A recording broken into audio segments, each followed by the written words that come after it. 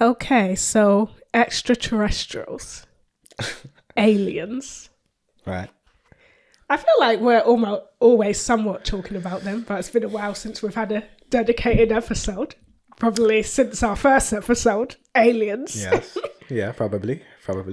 But I think it's pertinent because we're living in a day and time where we're seeing different Congress meetings, different discussions surrounding aliens, people going on podcasts who are ex-government officials, Right.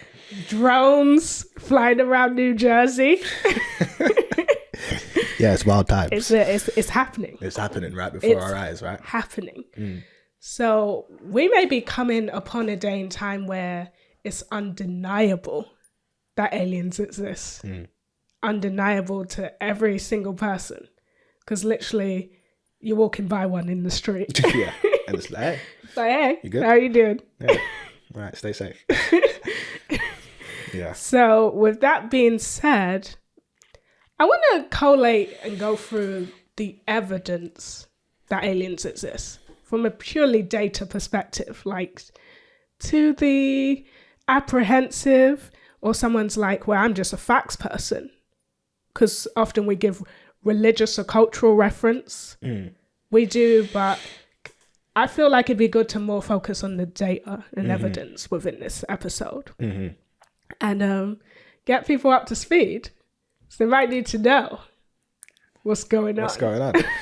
Yeah, I mean, that's a fair question. That's a fair point. I think it's true. I think on the podcast, naturally, as student teachers of Baba Yaanuwn, we cover so many topics, right? So 1 second we're talking about extraterrestrials, aliens, UFOs, UAPs. The next second we're talking about religion. Then we're talking about government agenda and politics. Then we're talking about wars and viruses. Then we're talking about spirituality, dimensions, dimensional shifts, planes, mental elevation, consciousness. And that's just because the being that is our source has covered everything and anything, and all these different topics usually interlink.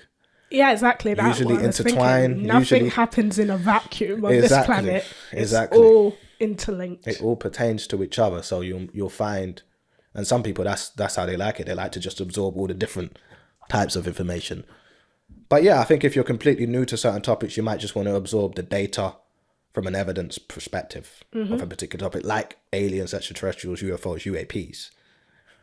Do we stack up the evidence so you can go through it, process it, make your own conclusions, right? Because that's really what we're about here. In our culture, we always stress we're student teachers, not student preachers, not student converters, not student judges. We're just student teachers, right? We get the information and we relay it to you, hopefully in a format that you can digest. And so sometimes separation, a bit of compartmentalization, is that? Yeah, is that that's the word. We're going with it. That's the word. Can be helpful, especially on this topic. If you just come in and say, okay, I want to look into, okay, do they exist? What's the evidence? They exist. Just from an existence perspective, right? Often when we're tying it into culture and religion, we're talking about agenda. If we're tying it into governments, we're talking about agenda, why they're here, what they're doing. And because of the being that we're dealing with, who knows more than anyone else, you will find that we'll say some certain things that you might not hear anywhere else, at least for some time, until someone else either listens to what the being said and says it themselves, or they find their scientific evidence and say, yeah, okay, yeah, we might have been right. That's such an important point. Just for a second, I want to hone in on that point, because through the years, he said, don't believe me, check it out. But he always said, okay, we're dealing with information that predates the Western world. So there's going to come a time where you won't be able to confirm it within the Western teachings. Exactly. It's going to go beyond that time. Exactly. So it was a whole process of teaching us and proving himself. And it was like, okay, this is knowledge you can't confirm in their world. So some trust is going to have to be required. Indeed. And that came into play long after he had already proved who he was as a being. So it comes to a point like, well, okay, he's proven it. At the very least, let me watch it play out. If he's saying it's this and that and this, let me not dismiss it. At the very least. At the very least. Let me not dismiss it. As people of our culture, we've reached a place where we're like, yeah, we know. If he says something, that's what it is. But at the very least, if you're just an ordinary person, don't dismiss it. Let's watch it play out. But So that's why on the podcast we talk about such a variety of subjects is because who we're learning from. And I also think you're correct. I think it can be beneficial, actually. You can separate it from our culture as well, I guess, our doctrine, if you choose to. But the most important separation is from religion sometimes. If you're going to look at a topic or subject, it can be helpful. Even though this subject heavily interlinks and intertwines with religion, it can be helpful if you want to just deal with the existence to separate it from religion, because religion comes with a lot of emotion, faith, belief, attachment. And it is what it is. Emotion isn't bad. Emotion can be positive and negative. We're emotional beings. That is what it is. But emotion often acts as an obstacle to the truth or to acknowledging the facts. You feel a certain way, so you don't want to acknowledge a fact that goes against the way you feel. And that happens so often with religion. It's one of the primary reasons a lot of people haven't even looked into it. It's immediately like, nah, no chance, because you're religious. So yeah, I agree it can be helpful. Yeah, if I was going to look at it just from a investigation perspective, we could break it down into different things to look into. That's the way I'd look at it. If you're just dealing with, do aliens, extraterrestrials exist? What is the situation with UFOs, UAPs, advanced technology that we know humans didn't create? What's the evidence for these happenings? The likelihood of existence outside of this planet. And firstly, I think I would look at sightings, right? That's the first place I would look. Occasions where a witness or witnesses are claiming to have seen and or detected something in the sky that they cannot explain with human technology. That's the first place I would look. And I'll give a few just off the top of my head, but can't give them all because there's so many. There's countless. We'll be here tomorrow and the day after that, and I'm trying to eat at some point in the next hour or two. So I can't give them all, but I'll give a few off the top, and I'll try and keep it in like the last couple of decades, last 20, 25 years. Example of sighting, because often the reason I say that is because often we go back, I don't know if you call it historical, but we go back to times like the 40s and the 50s, because extraterrestrial activity was so prevalent in those times for certain reasons that we've explained. And so we talk about some of the famous ones. Roswell, the Battle of Los Angeles is another one you could look into, leading up to 1952, where we know crafts were sighted over the White House. Indeed. And just quickly on that one, because I think if I recall correctly, we've explained it from the perspective of what that actually was, in terms of who the extraterrestrials were in that craft that was sighted in Washington, D.C. over the White House, why they came, what they did, how that meeting went. They came to meet with government officials, what they did after that. We've explained it on that level. But before you get to our doctrine, just look at it from a base one level perspective, like media and government responses to this incident. And that's definitely one to look into from the perspective of when you deal with the witnesses of what happened in 1952, and you can look into it. Witnesses included commercial pilots, military personnel, radar operators, and civilians, right? So you had these different types of witnesses to the event. It wasn't one guy in his bedroom who couldn't stay off the weed who was like, I saw something in the sky, bro. It was all these different forms of witnesses who came together and said, yeah, we saw something, including radar operators, right? Who said, yeah, we detected something in the sky. Secondly to that, the US Air Force responded to these detections and viewings and sightings, right? They scrambled jets to go and meet these and intercept these objects in the sky. The objects were just too good. They outmaneuvered them and it's like, yeah, see you chumps. And they sped off into the distance. They were gone. But they scrambled jets, right? At the time, the Major General, I forgot his name, John something, he held a press conference based on these viewings. And right. The reason I make those points is because sometimes we'll mention the sightings, and because we're doing it from the perspective of Baba Yaanuwn, who's told us already what it's all about. He's gone deeper than just UFOs or UAPs being sighted. He's told you, no, this was these beings. They came for this reason, to try and achieve this, so on and so forth. Watch episode 1, or listen to episode 1, because I don't think we put that on video, and listen to the Hitler, or watch the Hitler episode for more on that. But because he gives it to us on that level, sometimes we skip the fact that even if you just look at it, before you get to what they were doing, agenda, projects, their reasons for being there, we're just talking about the existence, right? The evidence for their existence. Indeed. So you look at the incident from a simple perspective. This is how I would look at it. What do the witnesses say they saw? How many different types of witnesses and what are their credibility levels, right? Is their detection technology also involved? More than people just seeing it, was it detected? In this case, by radar. What was the response, if any, from government or any large body, large organization? And then what's the official explanation afterwards? And you look at that one, I think Major General came out, held a press conference, and if I recall correctly, said something like, yeah, the radar detections was because of temperature inversions. Yeah, that's what caused the radar detection.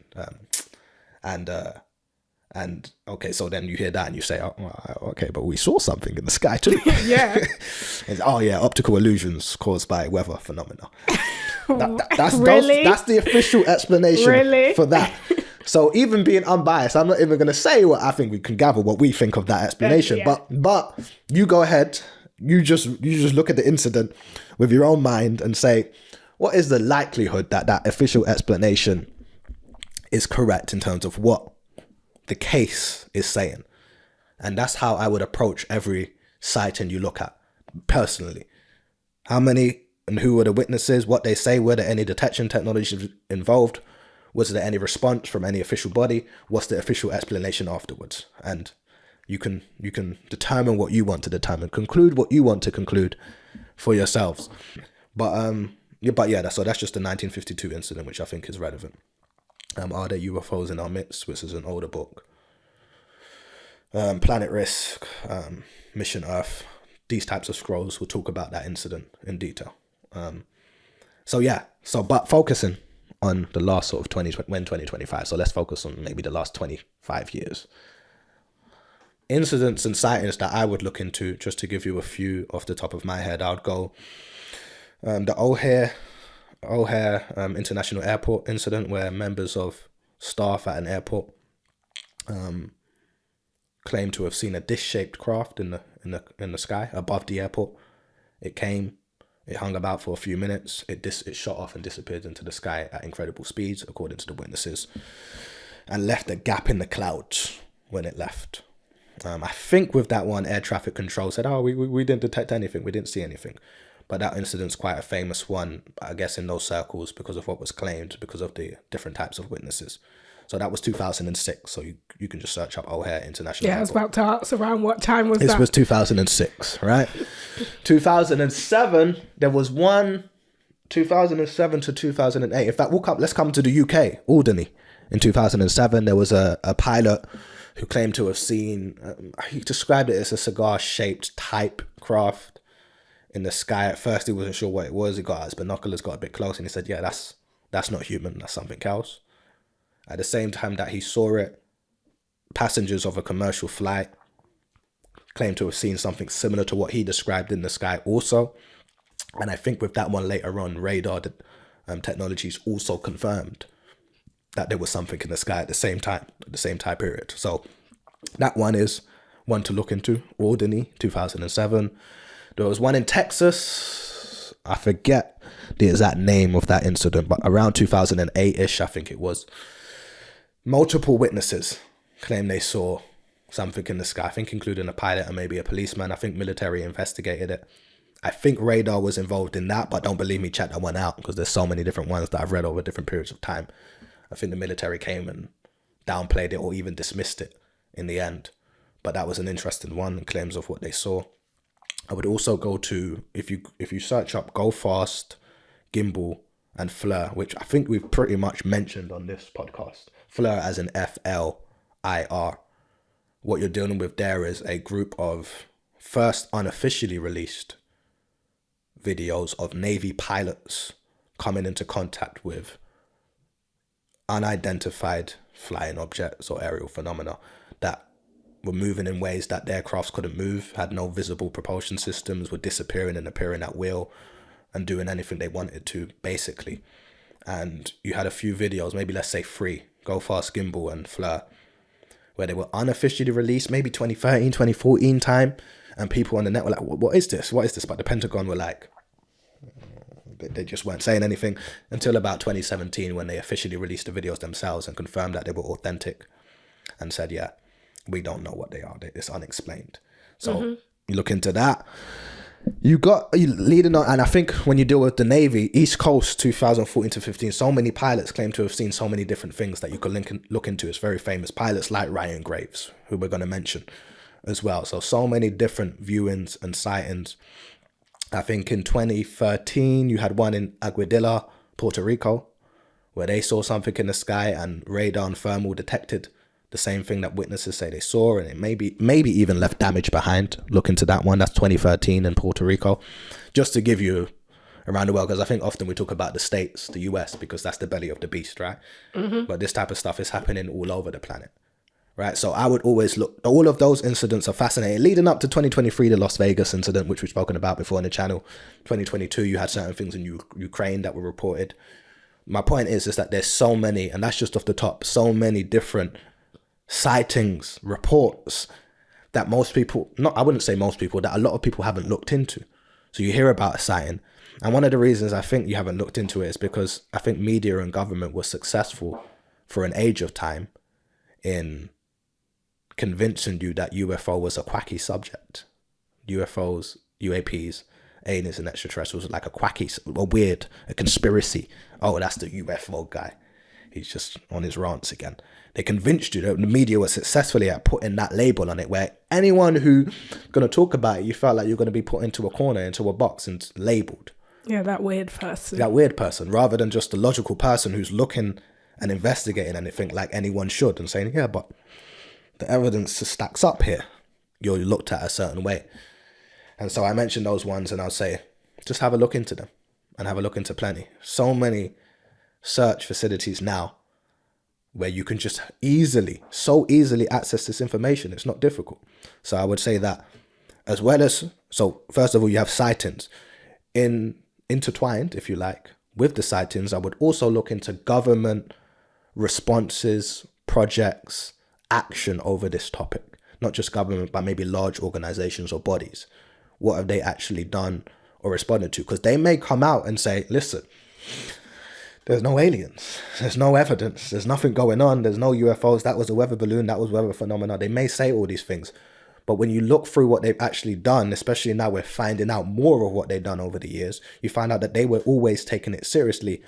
Even on that level, we can go into other things like secret government bodies, but even just on base level, they were always taking it seriously. So you've got in more recent times the Pentagon creating the UAP task force. Mm-hmm. You've got the fact that in recent years, maybe from the 90s onwards, CIA documents that have been declassified where they were investigating UAPs heavily during the Cold War era. And many of those cases remain unexplained. Every time I hear declassified, I always like to remember that declassification means they were once classified, which really is an admittance that they were hiding things from you, that they investigate these things and hide it from you. Yeah, they didn't want people to know. They didn't want people to know about it, whether rightly or wrongly. But it's evidence, it's admittance. Like, yeah, okay, we was investigating this, but it was classified. We couldn't tell you. So when we was coming out and saying, yeah, we don't know a thing about this, those were lies. It's an admittance. Yeah.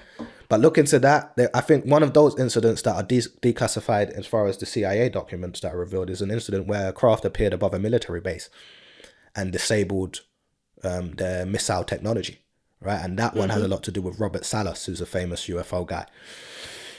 So look into the CIA documents that were declassified.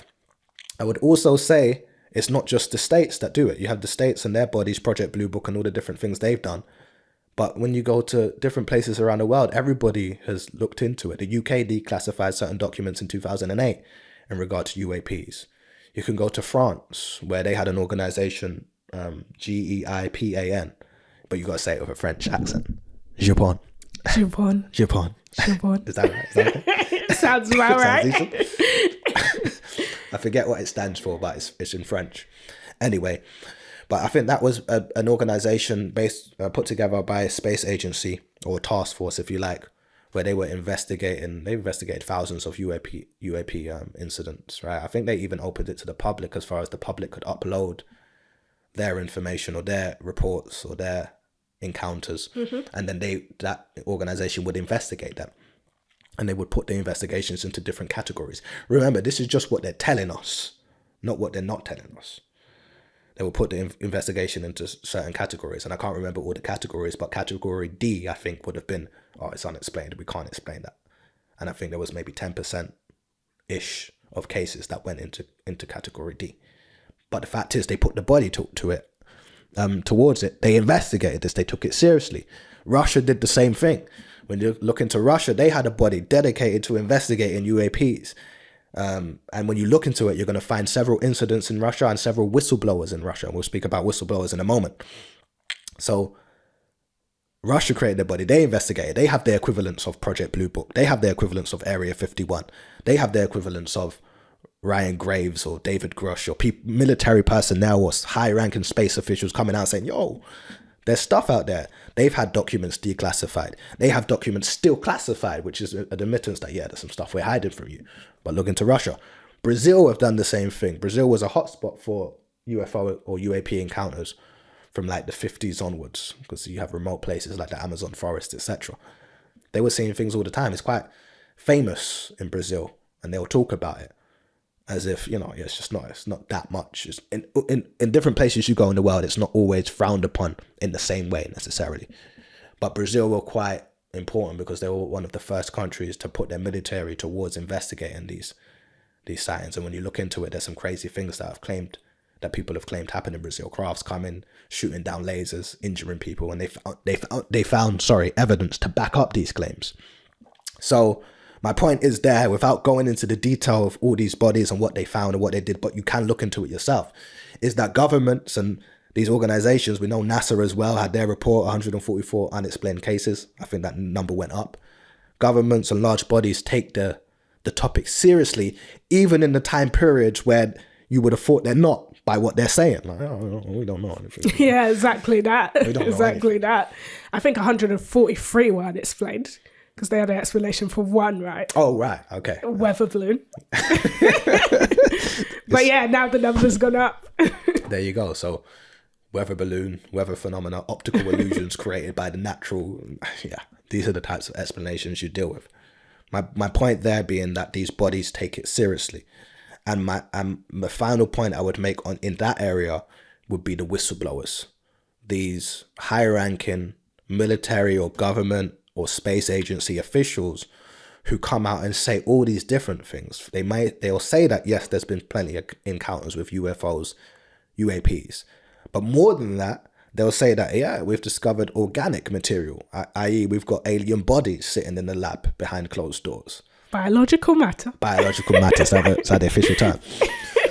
Biological matter sitting behind these closed doors. More than that, they'll say there's sectors of government that have been knowing about this. More than just knowing about that, investigating it, using it, finding crafts, finding extraterrestrial technology, reverse engineering it, so on and so forth.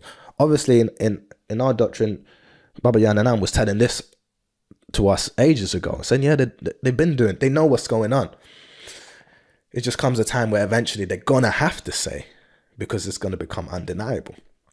But now you've got officials, Congress meetings, several witnesses of that type of nature. David Grush, Ryan Graves, Robert Salas, Luis Elizondo. Well, I was going to say, his interview on Stephen Bartlett's podcast, Diary of a CEO, would be a good one to watch, wouldn't it? It would be. Because it's quite detailed. He was going into detail, and he seemed to know exactly what he was talking about as far as what he's seen and what he was a part of. And he was made head of a particular task force that was dedicated to investigating this type of activity. And when you deal with whistleblowers, those are the ones in the United States. There are ones in Russia. There are ones in the UK. There are ones all around the world. You have these members of government or certain bodies coming out and saying, something's going on here. It's more than what they've been saying. I promise you, they've been lying to you. So look at their testimonies and decide for yourself. Do you think they're lying? Do you think they're lying? And that's what I would say to people. But my point is I would kind of group those three together. Sightings, government response to it, or large organizations' response to it, and whistleblowers. Mm-hmm. Because those all interlink. Sorry. It all interlinks anyway. But my point is that those interlink, and I think you can't avoid but crossover between those. So that's what I would look at. If I'm just coming at it fresh, No agendas, no bias. I just want to know what the evidence is. Stack it up for me so I can go through it and determine for myself whether I think aliens and extraterrestrials exist. We're just talking about existence. Stack it up and decide whether they exist. Stack it up and decide whether there's beings that are more advanced than humans out there in the universe outside of this planet. Right? Yeah, because it's very important to talk about within these sightings the capabilities that were testified to is beyond anything we've ever seen on this planet. Yeah, some of these crafts were doing things that just couldn't be replicated by any technology, by any nation on the planet. Disappearing, appearing at, well, almost as if they're having fun. Disappearing into the ocean. There were reports when I mentioned the Navy pilots earlier on. Some of these crafts were moving at incredible speeds and then just zoop into the ocean, gone. So then it's just bringing up all these different questions, not only about outside the planet, but also about within the planet. What's going on, right? Again, we as student teachers of Baba Yaanuwn would have told you what's going on outside the planet. I would have told you what's going on inside the planet as well. And if I would say that sometimes you come at it just on that layer and you jump on a podcast and we're talking about, cities beneath the surface of the earth. And like, what's going on here? So fine. Let's look at it from a data perspective in terms of just what they've shown to you. Remembering that they don't show you close to everything that they've seen. So this is just a portion of what they've shown you. So yeah. Well, we're saying based on what they've shown you, there's enough data to weigh up. More than enough data to weigh up, right? And not only what they've shown you, what they've been unable to hide. I hear a lot of people say that, if these UFOs and UAPs exist, why we don't see it more? But there's so many cases. It's just because the mass media don't report it every time.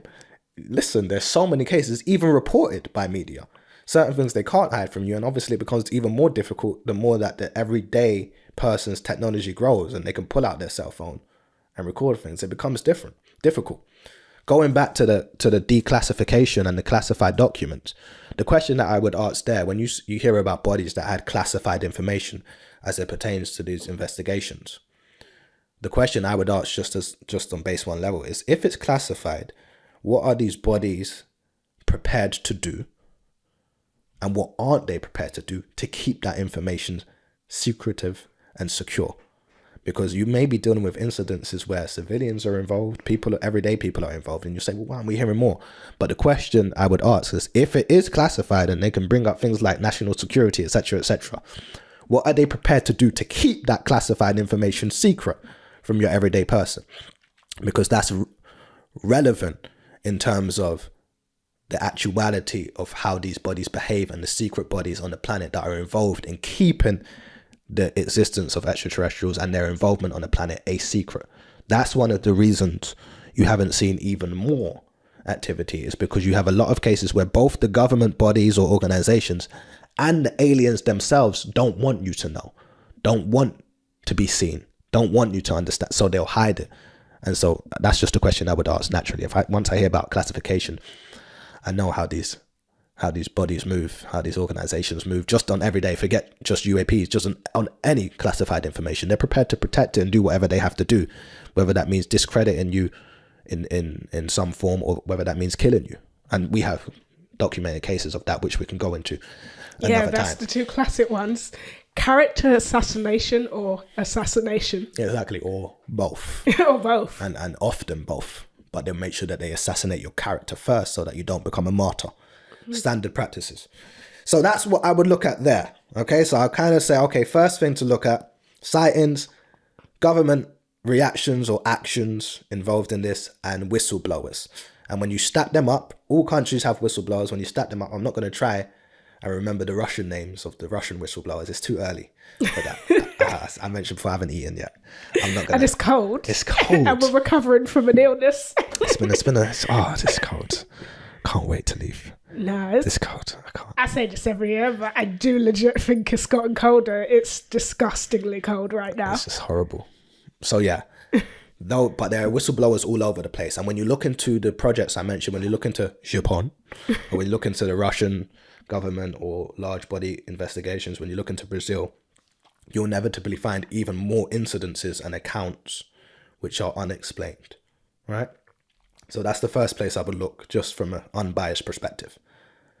The second place I'd probably look, okay, or the fourth place, because we got three different ones in there. But the second place overall that I'd probably look is just science.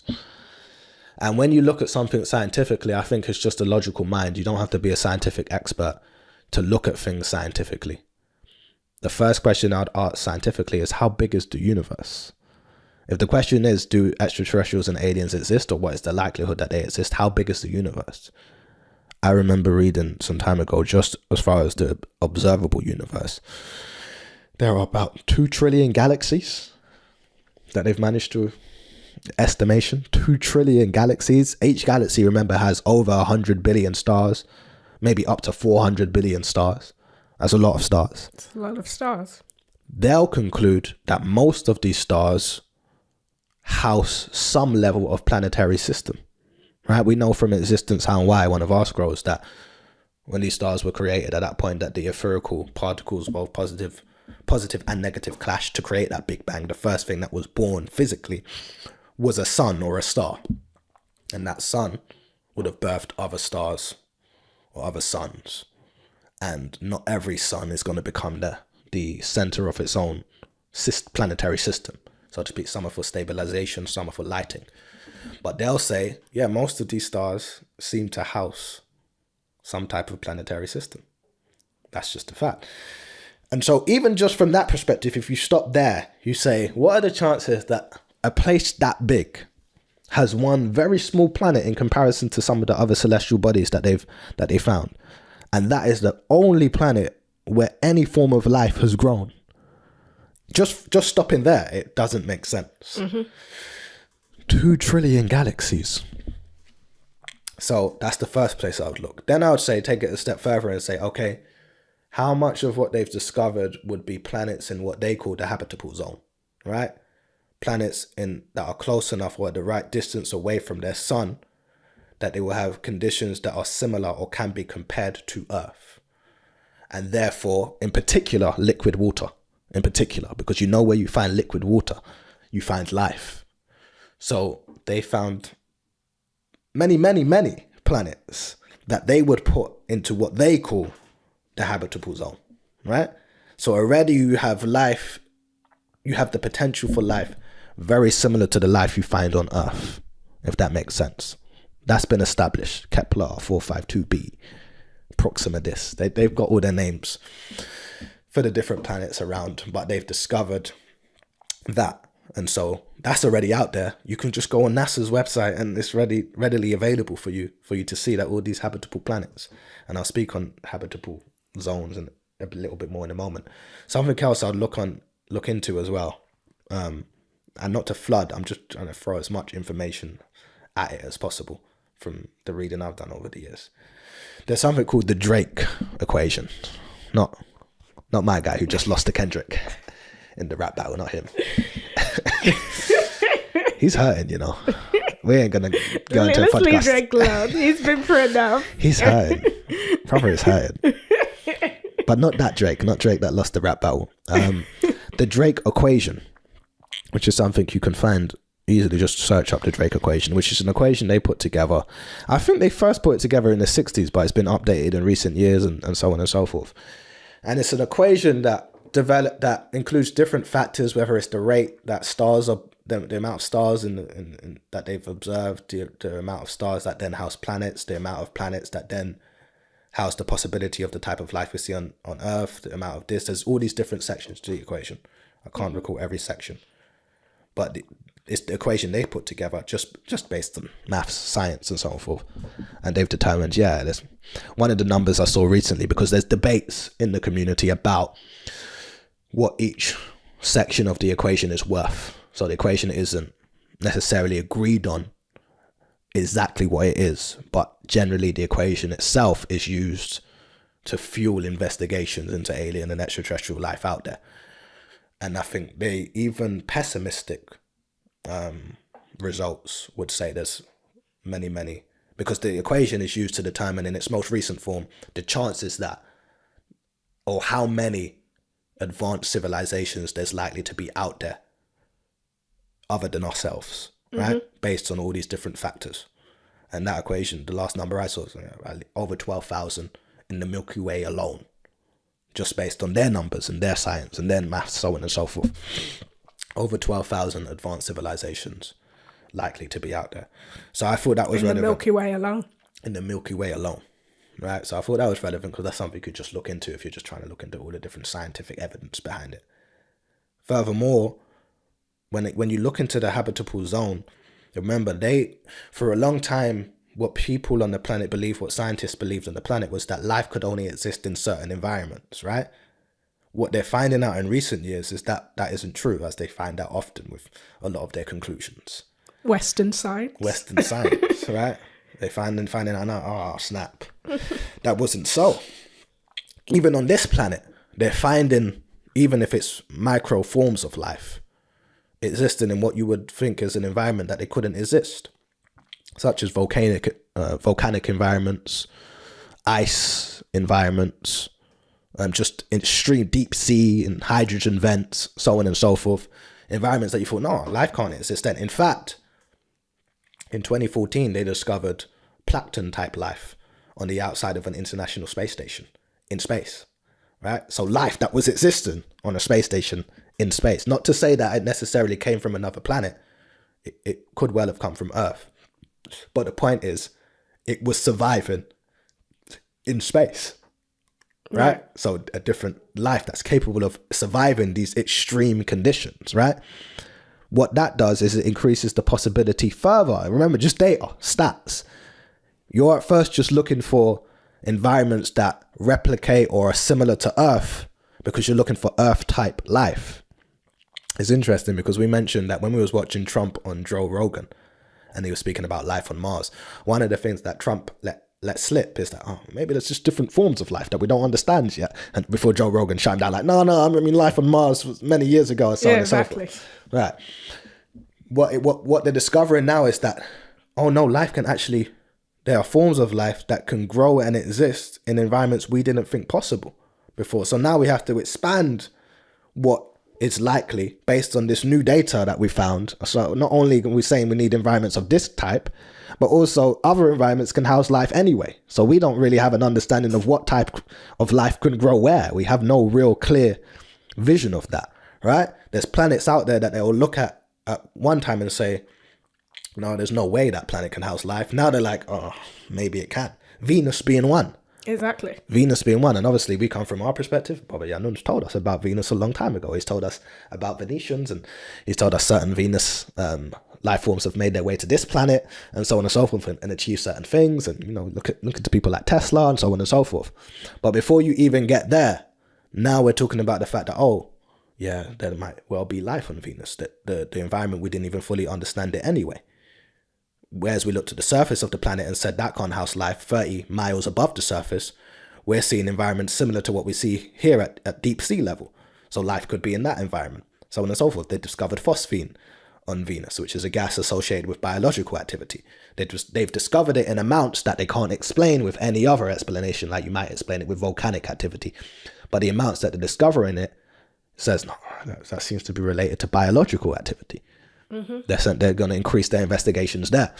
So it's essentially, when you go into this form of research, let go of your biases. Exactly. Let go of your biases. That's what I'm trying What you think you know life to be, your perception through this human gaze of, this is what life looks like, how it occurs. Mm-hmm. Let that all go. Let that all go. And that's one thing that Baba Yaanuwn said a while ago. He said, sometimes it's difficult teaching you all because you all have such limited understandings of what reality is. They box you in and be like, this is what it is. And you guys believe them. The Western world will box you in and say, this is what reality is. I'll come and say, no, it's not that at all. We can go so much further. But most of our people are more inclined to believe the West than believe our Warner. If that makes sense. And that has to do with different reasons, you know. But it's one of the difficulties in teaching us because our understanding of reality is so limited in this age of existence. Whereas we look at other races or species or other ways of thinking and we look down upon it. I'm saying Western society sometimes in general look down upon other ways of thinking as though they know it all. Yeah, it's that Western arrogance. That Western arrogance, right? And it's like, yeah, but now we're starting to see, and they're really starting to admit, if you pay attention to what they're saying, even if they admit it slowly, piece by piece, they're saying, yeah, we didn't really know this, that, or that. Okay? And that's just what they're saying. We know that there's certain things they've known for a while and hidden. And now they're coming out and saying, yeah, we didn't even understand life in its totality. We didn't even understand the different environments in which life could grow. We didn't understand it. Now we're discovering this. We're discovering evidence that life was or is on Mars. You could say was, if you want to be safe and just stick to the most, digestible form of information. We know, again, Baba Yaanuwn's told us what happened on Mars and what Mars is. So we know from a Wu-Sabat perspective what's going on. If you just want to look at the data, yeah, they've discovered evidence that there was life on Mars. And they did that some time after Baba Yaanuwn already told you, yeah, there was life on Mars. Not only that, he told you who it was, what they were doing, how long they were there, and so on and so forth. So, there's different levels of scientific information, data that you could look at. And I looked at it and I just said, well, okay, what are the chances that nothing exists? And to me, it's no chance, but you look into it and draw your own conclusions. So that's what I would look at scientifically speaking. Just look at the universe, look at stars. I don't think you need to be some sort of scientific expert. I don't think you need to get your degree in science. Just use your common sense. Look at simple questions like how big is the universe and what is the chances of something that big with that many stars and planets having only one very small planet in the Milky Way galaxy that houses life and nowhere else, nothing else. Just that as place. humans, as the peak of intelligence. Yeah. Listen, with humans. Listen, I'm fond of some humans. I don't want to bash humans. Obviously, I'm one of them at the moment. But yeah, we this can't be the peak. We do too many stupid things. Too many stupid things for this to be the peak of existence. Right? So just from that perspective, I look at it like, okay, again, the weight of evidence is heavy. The weight of data is heavy to my understanding. And that's just, I haven't said everything. I'm sure I've forgotten a couple scientific things that you can look into. You definitely got to go into the 223 genes. Well, there you go. Yeah, genomic, some very important science. And the fact that you mentioned the genealogy or the science of the genes also means that you should look into blood as well. So what I would say on the genes and the blood is that there's 223 genes that have no predecessors on the evolutionary scale. So if you're looking at the science from a genetic perspective, and you're saying, oh, we evolved into what we are, but there's 223 genes that they can't explain where these genes came from, as well as there being a bunch of DNA that they can't explain the reason for it. There's 223 genes that they can't explain where they came from. Baba Yaanuwn has told us, yeah, they can't. At the very least, this tells you that there must be something else involved here, right? Than just that natural progression from single-celled organism to the human beings we are today. All the different types of human beings that you see today as well. Mm-hmm. So something else is involved. You may debate what it is, and some people may call it God. Some people may call it overseers, angels, so on and so forth. Clearly, you're dealing with beings advanced enough on a genetic science level to seed us here, and so on and so forth. But the point is that there's 223 genes exist, and so something else is going on. Rh positive and Rh negative blood. Where did Rh negative blood come from? Where did it come from? They can't agree on it. We know where it came from. It came from extraterrestrials who have Rh negative blood. Mm-hmm. All right, but where did it come from? Look into that. We have a book called, we have a couple of books. There's a book, I point you towards The Harvest. Yeah. The Harvest is a book where you can read about the Rh positive and negative blood, if that makes sense. The decision as well. Yes. Yes. The Harvest. The decision as well. So you can pop those books up. But yeah, goes into, okay, yeah, clearly there was Rh negative beings or extraterrestrials that came from outside of the planet, and that's why you have that blood type on the planet in the first place, which only manifested a certain amount of time ago. We know we go back way before that as Rh positive beings. So definitely look into that science, and you were absolutely correct to bring that up. Very important. Very important. And so that's the science side. And there's probably more that you can look into and say, okay, the data's stacking up. So that's what I'll look at it too. I'm trying to stay away from religion because you could go into ancient texts and religious texts and so on and so forth and trace that back. But we said we're trying to leave religion out of it because it comes with so many layers of emotion. But at the same time, I was still looking to ancient reports or drawings, so on and so forth, which indicate extraterrestrial activity. I was still looking to the Dogon tribe, who had knowledge of the Sirius star system before any of their modern telescopes revealed knowledge of the Sirius star system. Indeed. Remember, you've got stars in that system that are invisible to the naked eye, yet the Dogons knew they existed, knew these stars existed. So how? They tell you, okay, no, extraterrestrials visited us many years ago, the Nomos, and told us about this. That's what they say. The point is, they knew that the star was there, and telescopes, modern Western telescopes, didn't know that star was there until much, much later. So you have incidents like that where you have these ancient tribes. Look into the Zulu tribe in Africa. And there's another tribe, I forget the name. They tell the stories of sky people or beings coming down and interacting with them and guiding humanity. They tell the stories. The Dogon tribe is probably the most, maybe powerful in that sense account, because it's like they clearly had information and affirmation that the many people on Earth didn't have access to many, many years later until they developed the relevant technologies in order to have that access. So how did they know? That's a question they can't answer. We've answered it. How did they know? Right? Well, they told you how they know. So I definitely look into that. Ancient cave paintings. I was looking into one a few weeks ago in Australia, which clearly seemed to indicate extraterrestrial activity, alien activity. If we're staying away from the Sumerian sort of religions and the Abrahamic religions that came out of that, you could look into things like the Hindu religion, which speaks of the Vimanas, ancient crafts. It speaks of aerial battles in space and so on and so forth. So what I'm saying is that stack it all up together, go through it yourself.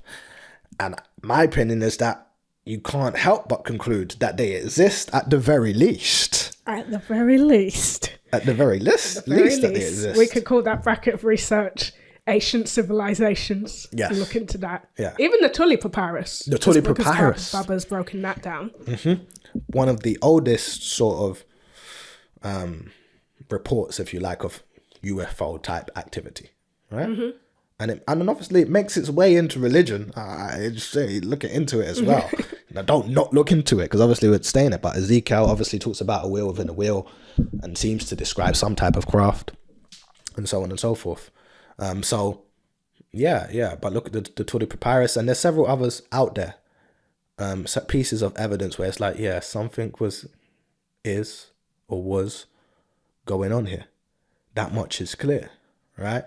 So when we're dealing with just base level 1, the existence, I'm like, surely we can get past that, right? You said, it's step 1. It's only step 1. Step 1. There's so much more we have to catch up with now. We don't have the time to be dilly-dallying like, does it exist or not? Mm-mm.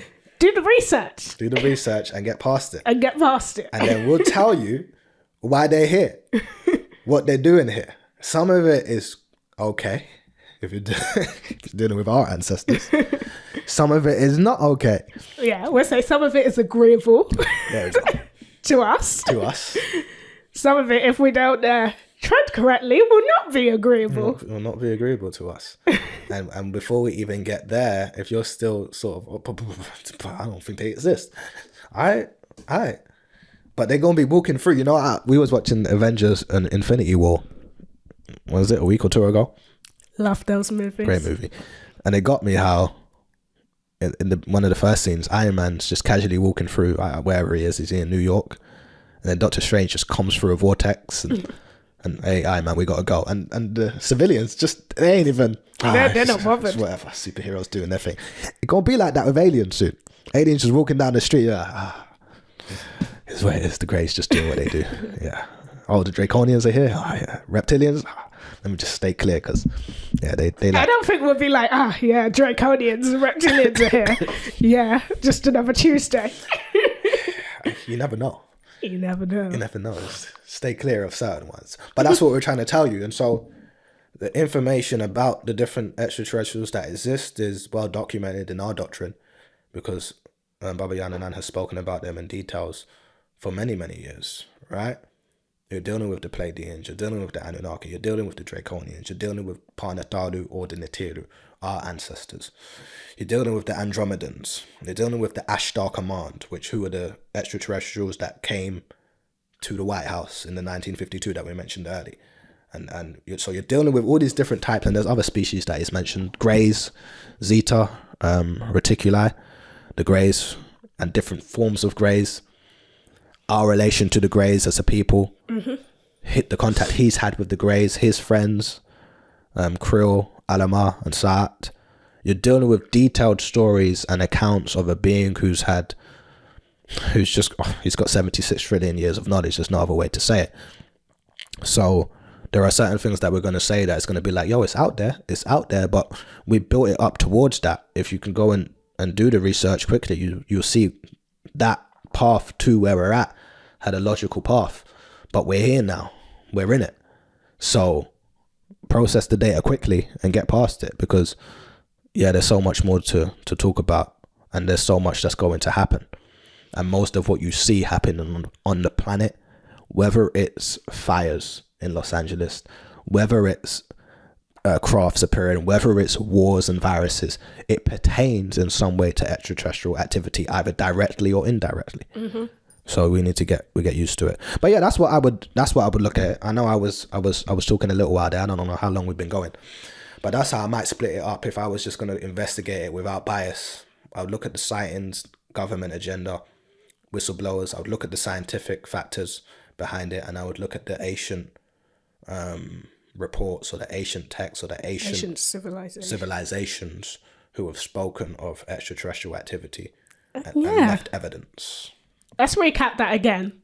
I'll get a list to come up, so we'll go through it, because you speak so fast. The list might not be able to keep up. Yeah, was I speaking fast? This information in my head is, okay. No, he's a rapper. He's like, sometimes it comes at me, he's like, blah, blah, blah, and I have to keep up. Yeah, we could slow down the speed. YouTube has that feature. Watch it on point 1 or whatever. Was I rapping that bad? Was I rapping that fast? No, I think it was very pertinent. I hope so. Very pertinent. I hope so. But yeah, we can recap it. Sightings. Government reaction or action or projects. Yeah, government projects. Whistleblowers. Yeah, and I would kind of group those three together. Yeah. Yes. Science. Vastness of the universe. How many stars and planets there are. Yes. How many of these planets they've discovered in the habitable zone, which means that it's capable, or it houses liquid water. And the fact that they're starting to realize that environments that can house life are more vast than they first thought. There's different environments that can house different forms of life. So I grouped that together. What else did we have on the science? We spoke of the 223 genes who do not have an evolutionary predecessor. Right. And also the Rh positive and Rh negative blood types. And just on that very briefly, the reason that it's relevant is that we're gonna have to accept that when you're dealing with just the story of, or the concept of evolution, that doesn't explain how all the different races have manifested, or all the different types of humans have manifested. There's other interceptions that are relevant to the way, from the African down to the European, the way that's happened. So it's relevant to look into genetics and to look into blood. Yeah, indeed. I think we have touched on that, because we have an episode called Who Created the Africans? There you go. And then we have an episode called Did Aliens Create Humans? Yeah, there you go. Yeah, so that should touch on some subjects. So if a person has done the research on the data you've just given and they've gathered it, and then they're like, well, I want to know what their teacher, Baba Yaanuwn, the master teacher, Dr. York, known by many names, what he has to say. How comes they got this other level to it? What books would you recommend? What books would I recommend? Or what would you recommend they do? There's so many books. I don't... As a starter, like a Sabaean extraterrestrial starter package. It really depends what school you're going to start in.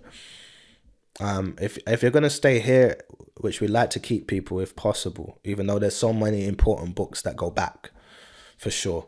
Especially in the hereafter. Yeah, so if you want to stay here in the hereafter. Well, can you explain what the hereafter is if someone's new to this? Yeah, okay, yeah. If someone's new to this, you have different phases of time which apply to the different phases of teachings that Baba Yaanuwn has given us. So he walked us as a people through the schools of religion from the 70s on to 2000. We walked through all the different schools of religion, whether it was Christism, Islamism, which you would call Mohammedism, or Judaism. Whether it was those schools, which I guess you would call Judaism, you might call Mosesism. Those schools showed us the misconceptions within those schools, showed us exactly what was going on, answered the questions we were asked. And remember, he didn't come originally to teach us that. He came with Wu-Sabat in its form when he first arrived. And we weren't trying to hear about that as a people. He was trying to listen, aliens, ancestors, spirituality. We were like, Baba, settle down there. Tell us about Jesus. All right, that's what we're trying to hear about right now. I was like, what? I guess this is worse than I thought. All right. So he spent that period of time from the 70s to 2000 walking us through the schools of religion. And that finalized with the school of Sabaeanism, if you like. Mm-hmm. From 2000 onwards, or 2003 onwards, we entered what is called the Hereafter Doctrine, where books called Actual Facts and Partadak means the way. So books that pertain to our way of life and our sciences as a people began being released after that point, from 2003 onwards. Okay, and we call that period the Hereafter Doctrine. The reason that I would say you would sometimes advise a newcomer to stay there, to start there, is because even though we walked through all the schools and graduated, you go back. When I say we, I'm talking about us as a tribe or as a people, going back before me and you generation. Because, sometimes we'd be looking at young people, be like, you walked through the schools in the 60s? You were there? I was there in the 60s with him. Walked through all the schools. We go back to our parents and so on and so forth. But even there is a correlation. That's the word. If you're a child of someone who walked through the schools, it's almost like that information is downloaded into you. Yeah, literally. So it relates. Yeah, it definitely relates. And we grow as a people, if that makes sense. And there's sciences to back that up, by the way. When we talk about we grow as a people, we talk culturally, there's also science to back that up, which we could talk about another time. But the point is, often the perspective when you go into some of the older books would have been more of a religious perspective, because he was walking us through the schools of religion. So a lot of the information is powerful, but he may talk from a different point of view. So if he was walking us through a particular school, he may talk from the point of view of a God, so to speak, or a Most High. Which, not to say that that's an irrelevant point of view, but the perspective might confuse you if you listen to or read the books in modern times and you go back there. Those of us who have walked the schools understand or should understand and overstand what's going on. But some others might say, oh, what's going on here? Because so are the Annunaki our gods, or what's going on? And it can lead to sometimes confusion if you don't have the sort of knowledge behind it. So that's why we say, okay, we'll try and give you a hereafter reference to it. But Baba Yaanuwn himself has said, hey, you read Existence, How and Why, and he'll say, yeah, go back and read Science of Creation, which was one of his supreme mathematics scrolls released earlier on. Go back and read Mission Earth, Extraterrestrials and Creation, Is God an Extraterrestrial? These types of scrolls, which are packed full of information. And the information is relevant in a lot of ways. But that is why we speak of the Hereafter Doctrine, and we try to reference the latest ones, because a lot of it is culture as well. Remember, and it's to keep you current. Exactly. Because he's broken down how religion has expired. It's expired. And so now you have not only the information and information, but also our culture, also our way of life, which is just as more important than the information and information, right? The practicing of your culture is your identity as a people. And like we've said before, consciousness without culture ain't much use. So the practicing of our culture is of high importance because it is the practicing of your culture that defines you and identifies you to beings beyond us, beings beyond the physical, our ancestors, our creator, so on and so forth. That's what defines you. It's how you behave, right? Don't get me wrong, information science is of utmost importance. And we as a people have to be intelligent people, right? We have to have that label, right? Oh yeah, they know what's going on. Mm-hmm. Yeah, they've been saying that, so on and so forth. And that label will inevitably attach itself. It attaches itself to Yaanuwn or Yaanuwn. And as a student teachers, it should attach itself to us as well. So there's that, but it's your culture. It's how you behave. It's your frequency, it's your tones, it's the language, it's your names, it's your language. Sorry, I said your language, your dress, your food, etc. That's what really determines your fate as a people. Yeah, it's really true. So. Pertinent point, because it really is about how you're vibrating and the practicing of your culture. Often people hone in on doctrine, which is important, but it sometimes speaks to a mentality. Yeah. Kind of makes me think of my journey. Right. I think it's my journey. When they took Baba up, our overseers or the Rizqians in 2003.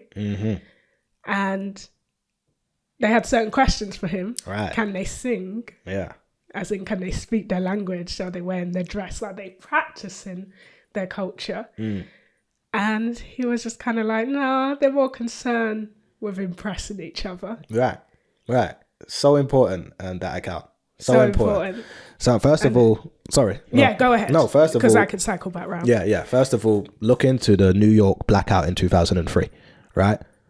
Because that's obviously the report on that level of things, since we're dealing with that type of, evidence and fact space. There was a famous blackout in 2003. So look into that. But what Baba Yaanuwn explained is that blackout took place because, our ancestors or the Rizqians came down and took him up onto the craft in order to ask him about his progress. Like, okay, how's it going? How they doing? How they doing?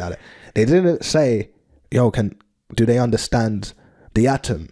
They didn't say, do they know about the Annunaki and their effect on religion? They didn't say, can they break it down really? They said, do they know how to sing?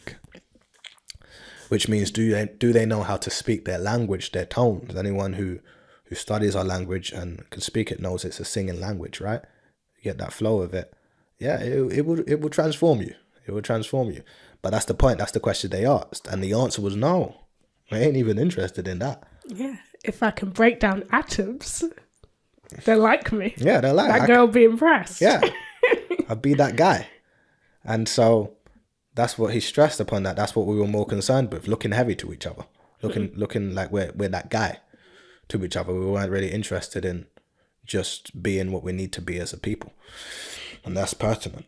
That was 2003. So yeah, it's the cultural side, the identifier side is highly important, and it should go hand in hand with the affirmation and then information. But you want to vibrate as you should as a people.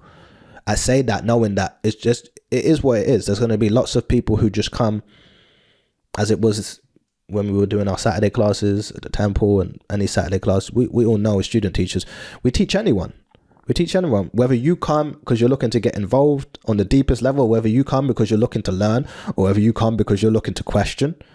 We'll talk with you. We'll discuss with you, because it's about relaying the information, and there's no requisite. You don't have to. You need to convert to our way. There's none of that. It just, we're giving you information and information, and you take it and you do with it what you want to do with it. You make your own decisions, and you can come back next week if you want to. Exactly that. That was how we always are. So we understand that it is what it is, and people who get involved on a tribal level, that they are who they are, and that happens to who it happens to, or with who it happens with, and that just is what it is. But that's what the message is there, is that as a people, you need to make sure your behavior is different to others on the planet. Your identifiers are clear, and people aren't looking down at your vibration and saying, you know what, I don't know where my children's at, because there's no one down there behaving like we left them. Yeah, exactly that. So yeah, that's it. So to get back to the books, what books would you recommend? Oh yes, because you've explained the hereafter. Yeah, okay, explain the hereafter. What books would I recommend? I would recommend, there's a book called 18+18+1, which talks about the Pleiadians, which is a group of extraterrestrials that are spoken about in more than just our circles. So that's why I would recommend that. It speaks about them and their creation of the Caucasian race and why and what they did and how they did certain things. I would probably read a book called Intelligent Design, Divine Design, or The Plot of Aliens, to say the whole title, which talks about whether it's intelligent design, whether it's divine design, or whether it's the plot of aliens, or all these things in combination. When we deal with the existence as a human race, what scientifically are we dealing with? And then there's just so many books that you can deal with. I mentioned some from the Supreme Mathematics period of times, like Is God an Extraterrestrial? Are there UFOs in our midst? UFO clouds, mysterious or mystery UFO clouds, Man from Planet Rizq, Mission Earth, Shambhala and Agartha, all these different titles from that period of time which go heavily into it. And so I'd throw those out there for sure. But 18+18+1, Intelligent Design, there's a scroll called Bigfoot. Those might be the first that I would look to on this topic. You're going to find this type of information in many of our scrolls, even if it's thrown in there in order to aid an explanation for something else entirely. For example, I don't know if we put that episode out, but we spoke about the dimensional shift, which we'll put out at some point. But even in that book, which is talking about the shifting of dimensions, he will still explain the involvement of extraterrestrials on the planet and in religion and so on and so forth. So it's something that you find in a lot of different books in a lot of different places, if that makes sense. Even when we stumbled across something in Partarax or Karabil the other day, because the sister asked me a question and was looking for the answer. We found it in that book, is like the reference for certain extraterrestrials and a plan behind that. Yeah, and their whole activity. And so it's really difficult to say, there's no limit on the amount of books you can read in our doctrine that are going to at some point touch on this type of topic. It's just which angle it's going to come from and what he's going to speak about. There's a book called The Annunaki, part Annunaki. There's a book called The Flood, and I Was There, which is here, which explains the different cycles of the planets. Again, extraterrestrials are going to be involved in that explanation. There's a book called Age of Adamites Past, which explains the lineage, explains a few different things, but explains the lineage of the Adamites that you see spoken about in the Bible, that particular creation story. Yeah, but if they were just starting off, the three you listed, I think are good. 18+18+1. Bigfoot or Kabir Kadam. Intelligent Design. Yeah. Divine design or Plot of Aliens. Right. Yeah. I would look at those books and that's where you'll start. But yeah, you'll find it in so many. And then if you wanted to look at the Supreme Mathematics scrolls, the ones that I mentioned. The ones that you mentioned. Yeah, certainly. They would help. They would help for sure. So yeah, that's where I might look. But I stress there's so many different places to look. It's not limited, but that's where I might look. I think it's a good starting point. And you know what? It feels like it's coming to that time where it'd be time to have an episode dedicated to breaking down who the being Yaanuwn is. Yeah. Because we've sort of been building our way up and leaving you all with pieces and okay, go research this and that will get you up to date. But it's the what and whys are important of, why he's here, who he is. Because he is who he is. He's the only one who can do the job that needs to be done. And we learn the science. And I want to really deliver that in a way, because when you start talking about Yaanuwn, you're talking about a being that goes beyond the physical, goes beyond the earth, goes beyond the universe, has knowledge that goes beyond any layers that you see in any other places on the planet. And so I'd like to make sure that you can understand who the being is and what the evidence is to support that this is that being, if that makes sense. So definitely we got to go into that and speak on that in great detail. So 100% agree. 100%. But there you have it. Extraterrestrial evidence. Yeah. Left you with a good basis. They'll go and do your research. What is it? Read. So Brother said in one of his, in the 9, Atlu. Read. And there's no excuse not to in this day and time. You can get information anywhere. Even if you don't want to pick up that book and sit down and read it, you can, and you want to stay on your phone. All right, well then search these things up then. So yeah, that's what I'd say. Yeah, and we'll leave it there. Sure, leave it there until next time, people. Until next time. until next time. Hopefully we left them with enough that they can go and I do think so. Yeah, let's hope so. Yeah. Any questions though, just let us know. Yeah, That's what we're here for. Indeed.